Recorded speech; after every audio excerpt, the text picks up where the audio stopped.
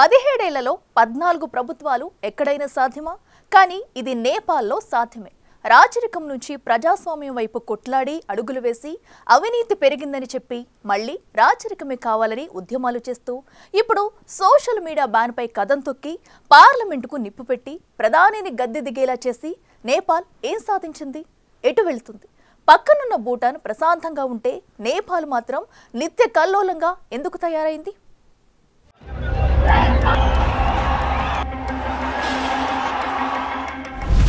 Hung parliament,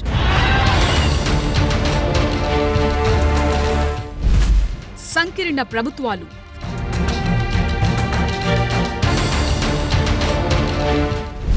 రాజకీయ పార్టీల మధ్య విభేదాలు,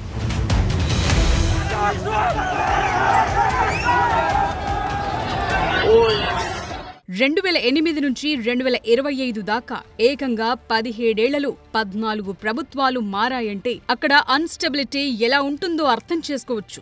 ఎప్పుడూ కీచులాటలు, అవినీతి పనులు, అధికార దుర్వినియోగం, ఆర్థిక అక్రమాలు, విదేశీ నిధుల మళ్లింపు ఇవి కామన్. వీటికి తోడు విపరీతమైన రేట్లు, నిరుద్యోగం, విద్య, ఆరోగ్య రంగాల్లో ప్రభుత్వ వైఫల్యం ఇవన్నీ నేపాలీల్లో అసంతృప్తి పెంచాయి. ఆర్థిక అసమానతలు, పేదరికం తీవ్రం కావటంతో ప్రజాస్వామ్యంపై నమ్మకం కోల్పోయారు. ఫైనల్ గా ఇవన్నీ నేపాల్ కొంపముంచాయి. పక్కనున్న భూటాన్ ప్రశాంతంగా ఉంటే నేపాల్ మాత్రం అల్లకల్లోలంగా ఉంటోంది. హిమాలయాలు ఉన్నా, టూరిజం అడ్వాంటేజ్ గా ఉన్న చిన్న దేశమైనా తలరాత మార్చుకోలేకపోతున్నారు. అవన్నీ 1 by 1 చూద్దాం.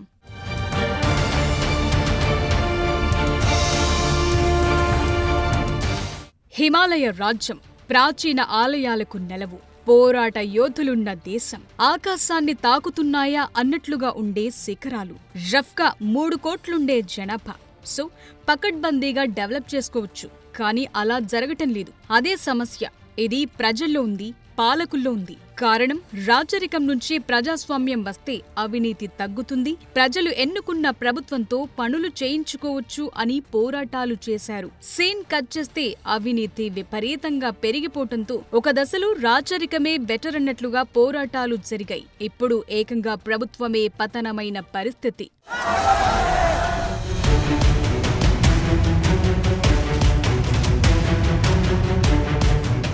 జనరేషన్ Z నిరసనలు తీవ్రమై దాడులకు దారితీసి హింసాత్మకంగా మారి ప్రధానమంత్రి, అధ్యక్షుడు, కేంద్ర మంత్రుల రాజీనామాలకు దారితీయటం ఒక సీక్వెన్స్ గా జరిగింది. సోషల్ మీడియా బ్యాన్ పై నేపాల్ ప్రభుత్వం తీసుకున్న నిర్ణయాలతో నిరసనలు ఒక్కసారిగా ఉప్పొంగాయి. బ్యాన్ ఎత్తివేసినా సరే ఎవరూ తగ్గలేదు. పార్లమెంటునే తగలబెట్టేశారు. ఈ స్థాయి అవినీతి జరుగుతుంటే ప్రజాస్వామ్యం, పార్లమెంటు ఉంటే ఎంత, పోతే ఎంత అనుకున్నారు. ప్రధాని, మాజీ ప్రధానుల ఇండ్లకు నిప్పు పెట్టారు. కర్ఫ్యూ పెట్టినా సరే వాటిని ధిక్కరించి కేంద్ర మంత్రులను బట్టలిప్పి మరి కొట్టారు జనం. కొన్ని నెలల క్రితం నెక్స్ట్ జనరేషన్ నేపాల్ అనే ఫేస్బుక్ పేజ్ తో సహా కొన్ని సోషల్ మీడియా ప్లాట్ఫామ్స్ లో నేపాల్లో నెలకొన్న దారుణమైన రాజకీయ పరిస్థితుల గురించి, అవినీతి గురించి పోస్టు చేయటం మొదలుపెట్టాయి.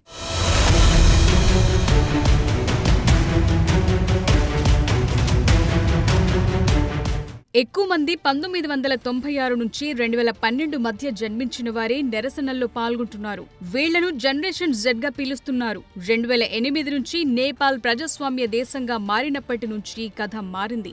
ఏదో జరుగుతుందనుకుంటే అవినీతి పెరిగింది. వీటికి తోడు నేపాల్ యువత ఉద్యోగాలు లేక ఇబ్బందులు పడుతుంటే రాజకీయ నేతల పిల్లలు మాత్రం లగ్జరీ లైఫ్ అనుభవించటంతో మరింత కడుపు మంటతో రగిలిపోయారు. అవినీతి సొమ్ముతో ఖరీదైన కార్లు, అధికార దర్పాలు ప్రదర్శించడం వారికి నచ్చలేదు.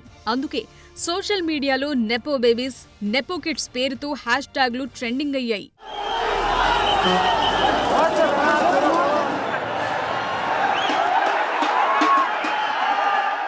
నిరసనకారులు ఒక్క సోషల్ మీడియాపై బ్యాన్ ఎత్తేయాలని కోరలేదు. అవినీతి అంతం, సామాజిక అసమానతలు తొలగిపోవటం, నిరుద్యోగ సమస్యను తీర్చడం వంటివి ముందు పెట్టారు. అల్లర్ల టైంలో 5గురు మాజీ ప్రధానుల నివాసాలను తగులబెట్టారు. ఇందులో KP ఓలీ, ప్రచండ మాధవ్ కుమార్ నేపాల్, జాలానాథ్ ఖనాల్, షేర్ బహదూర్ దేవుబా ఇండ్లున్నాయి. వారిలో కొందరిని సైన్యం రక్షించేలోపే తీవ్రంగా కొట్టారు కూడా. ఇందులో మాజీ ప్రధాని ఖనాల్ భార్య రాజ్యలక్ష్మి చిత్రకారైతే కాట్మండ్లోని వారి ఇంటిని తగలబెట్టినప్పుడు తీవ్రంగా కాలిన గాయాలతో చనిపోయారు. నేపాల్ విదేశాంగ మంత్రి దేవూబా మరియు భార్య అర్జు దేవూబా పైన దాడి జరిగింది. ఆర్థిక మంత్రి బిష్ణుప్రసాద్ పౌడెల్, ఎంపీ ఏక్నాథ్ ధకల్ ఈ ఇద్దరు కేపీ ఓలీకి సన్నిహితులు. ఈ ఇద్దరినైతే నిరసనకారులు బట్టలు విప్పి రోడ్లన్నీ తిప్పారు. అంతేకాదు లలిత్పూర్లోని నక్కు సెంట్రల్ జైలును కూడా నిరసనకారులు తగులబెట్టారు. అక్కడ రాష్ట్రీయ స్వతంత్ర పార్టీ అధినేత కేపీ ఓలీ విమర్శకుడు రబీ లామిచానే అరెస్ట్ అయ్యుండగా ఆయన్ను బయటకు విడుదల చేశారు. నేపాల్ చాలా నష్టపోయింది, చాలా వెనక్కిపోయింది కూడా. ఇప్పుడైతే ఇంకా తేరుకుని నష్టం. ఎటు వెళ్తుందో తెలియదు. 3 కోట్ల మందిని మేనేజ్ చేసే పరిస్థితి లేకుండా పోయింది. ఇదంతా నేపాల్ పాలకుల పాపాలే. ప్రజల రాచరికం వద్దు, ప్రజాస్వామ్యం ముద్దు అని పోరాటం చేసి సాధించుకుంటే దాన్ని కూడా మొత్తం చెడగొట్టేశారు. అవినీతి, బంధుప్రీతితో నేపాల్ బతుకు బస్టాండ్ అయింది. ఇప్పుడు మళ్ళీ ప్రజాస్వామ్యం వద్దు, రాచరికం కావాలని నినాదిస్తున్న పరిస్థితి. మరోవైపు నేపాల్ను ఎక్స్పెరిమెంటల్ గ్రౌండ్గా అమెరికా, చైనా చూస్తున్నాయి. మరి నేపాల్ భవిష్యత్ ఏంటి?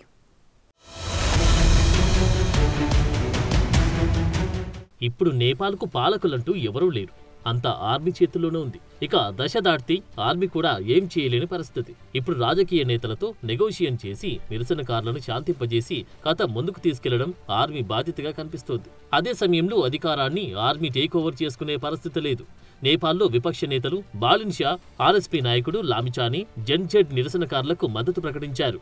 రాచరిక అనుకూల శాస్త్రీయ ప్రజాతంత్ర పార్టీ అయితే ప్రభుత్వాన్ని, పార్లమెంట్ను రద్దు చేయాలంటుంది. అటు నేపాల్ మాజీ రాజు జ్ఞానేంద్ర షా కూడా తాజా పరిస్థితులపై అలర్ట్గా ఉన్నారు. చనిపోయిన వారి కుటుంబాలకు సంతాపం తెలిపారు. అన్ని వర్గాలు కలిసి కూర్చొని సంక్షోభానికి ఎండ్ కార్డ్ వేయాలన్నారు. అంటే నేపాల్ రిపబ్లిక్ గా మారకముందున్న రాచరిక వ్యవస్థ వస్తే తాను రెడీ అని చెప్పడానికి గేమ్ ప్లాన్ తో ఉన్నట్లుగా కనిపిస్తోంది.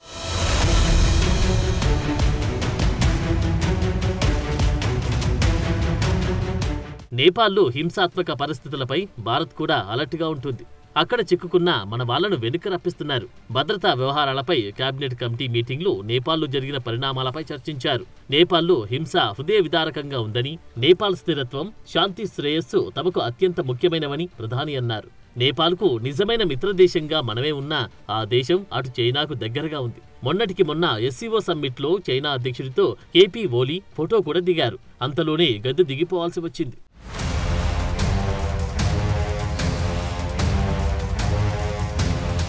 నేపాల్ రాజకీయ ప్రయాణం అంతా డ్రామాటిక్గానే సాగుతూ వస్తోంది. 1769 నుంచి 2008 వరకు దాదాపు 240 ఏళ్ల పాటు షా సహా ఇతర రాజవంశీయులు నేపాల్ పాలించారు. అయితే రాజు ఉన్నా పర్వాలేదు, పార్లమెంటరీ ప్రజాస్వామ్యం కూడా కావాలని 1990లోనే అక్కడ ఉద్యమం నడిచింది. దీంతో మన అధికారాలు ఏమీ పోవట్లేదు కదా అని నాటి రాజు బీరేంద్ర ఒప్పుకున్నారు. అయితే 2001లో జరిగిన అనూహ్య సంఘటన నేపాల్లో రాజరికానికి చెక్ పెట్టింది. బీరేంద్ర కుమారుడు దీపేంద్ర తన తండ్రి, తల్లితో పాటు సోదరులు, సోదరీమణులను హతమార్చారు. ఆ తర్వాత తాను సూసైడ్ చేసుకున్నాడు. ఆ తర్వాత బీరేంద్ర సోదరుడు జ్ఞానేంద్ర షా పీఠంపై కూర్చున్నాడు. 2005లో జ్ఞానేంద్ర పార్లమెంట్ను రద్దు చేసి అధికారం చేజిక్కించుకోవడాన్ని నేపాలీలు జీర్ణించుకోలేకపోయారు. దీంతో 2006లో ప్రజాస్వామ్యాన్ని మళ్లీ తీసుకొచ్చారు. దీంతో 2008లో రాచరికం రద్దై లౌకిక గణతంత్ర రాజ్యంగా నేపాల్ అవతరించింది. అక్కడితో పరిస్థితి బాగుంటే నేపాల్ తలరాత మారిపోయి ఉండేది. కానీ దురదృష్టం నేపాల్ను వెంటాడింది.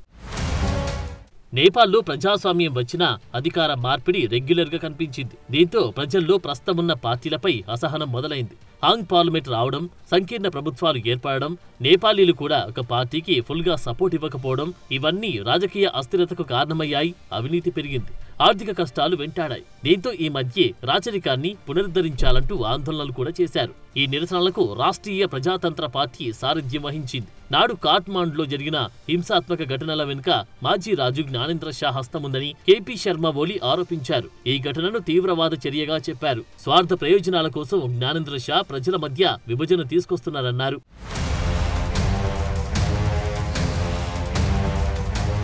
2008 మే 28న నేపాల్లో రాచరికం రద్దయ్యాక 17 ఏళ్లలో 14 ప్రభుత్వాలు మారాయి. రాజుల కాలంలో సుస్థిరతతో పాటు దేశం స్వయంగా సమృద్ధిగా ఉండేదని గుర్తుకు చేశారు. మతం కూడా ఆందోళనలకు మరో ముఖ్య కారణం. హిందూ రాజ్యంగా ఉన్న నేపాల్ 2008లో లౌకిక దేశంగా అవతరించింది. ఫలితంగా తమ సాంస్కృతిక అస్థిరత్వాన్ని కోల్పోయామని ఒక వర్గం ప్రజలు ఆరోపించిన పరిస్థితి. ఆర్థిక వ్యవస్థ దారుణంగా దెబ్బతినడం, ఉపాధి అవకాశాలు తగ్గిపోవడం, దేశాన్ని వదిలి ఉపాధి కోసం బయట దేశాలకు వెళ్లడం పెరిగింది.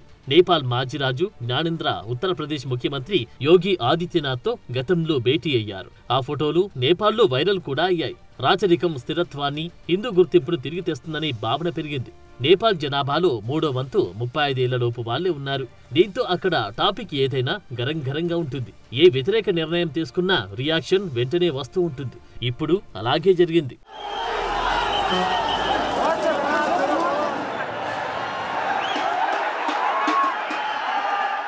నేపాల్లో పరిస్థితులు అస్థిరంగా మారడానికి ఓవైపు చైనా, ఇంకోవైపు అమెరికా పాత్ర కూడా ఉందన్న వాదన పెరుగుతోంది. మేం అప్పులిస్తామంటూ నేపాల్కు ఆ 2 దేశాలు ఆశ చూపుతున్నాయి. ఎందుకంటే దక్షిణాసియాలో తమ పట్టు నిలుపుకోవాలని టార్గెట్ పెట్టుకున్నాయి. అందుకే పోటీ పడి నేపాల్పై వరాల జల్లు కురిపిస్తున్నారు, ఒప్పందాలు చేసుకుంటున్నారు, సంతకాలు చేయిస్తున్నారు. ఇప్పటికే చైనా బెల్ట్ అండ్ రోడ్ ఇనిషియేటివ్లో భాగంగా నేపాల్కు అప్పులిస్తున్నారు. నేపాల్ను ఎక్స్పెరిమెంటల్ గ్రాండ్ గా చేస్తున్నారు. దీంతో సమస్యలు పెరుగుతున్నాయి. బాగుపడదామన్నా బాగుపడనివ్వకుండా కథలు నడుస్తున్నాయి.